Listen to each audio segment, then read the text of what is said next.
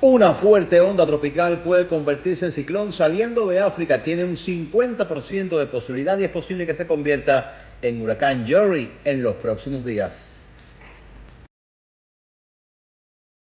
Un sistema de bajas presiones puede convertirse en ciclón atravesando la Florida en los próximos días, pero realmente será bien débil y tomará tan solo lluvias y muchas lluvias en situaciones en el sur de la Florida. Para los que dicen que no ha llovido en Holguín, hoy sí llovió en Holguín y bastante en Holguín. Las lluvias fueron intensas.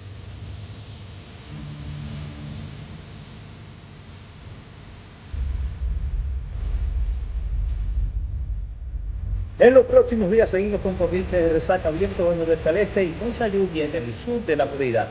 Malas condiciones en las playas, mucho viaje, mucha resaca.